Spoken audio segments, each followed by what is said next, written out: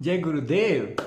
तो सब लोग बोलते हैं कि कृष्ण को मन में रखो, कृष्ण के बारे में सोचो, जो भी काम कर रहे हो उसके पहले कृष्ण को याद करो, कृष्ण को ऑफर करो, है ना। तो मेरी समझ में नहीं आ रहा था कि कृष्ण को कैसे रखें, कहाँ रखें, किस रूप में रखें। अब जैसे मैं आपसे बात कर रहा हूँ तो इस बात करने के दौरान कृष्ण कहाँ हैं, कैसे हैं, क्या है, right. So everybody says that keep Krishna in mind whenever you do anything, any act, where before you eat, before you walk, before you run, before you talk, before you, right? But how is it possible? And should I keep it in some certain form or in certain image, or this thing was bothering me for a long time. And then suddenly Gurudev said in a satsang that the wisdom is Krishna, the intellect is Krishna, right?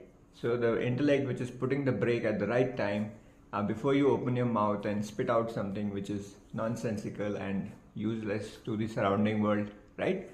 That is when Krishna is helping you, right? You get the right intention, the right thought at the right time. That is Krishna happening to you, right? You praise something, you appreciate something. That is when the Krishna is happening to you, right?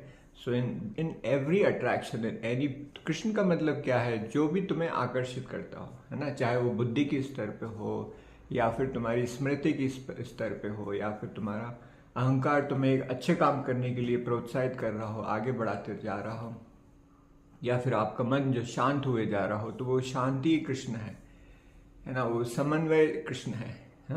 वो बुद्धि में अच्छा ख्याल आना, और जो तुम्हें रोक रहा है कुछ भी मुंह से बकवास निकालने के लिए, तो वो कृष्ण है ना।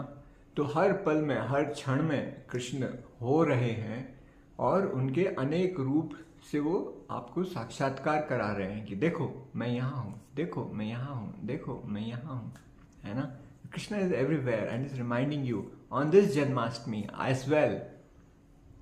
So remember Krishna all the time.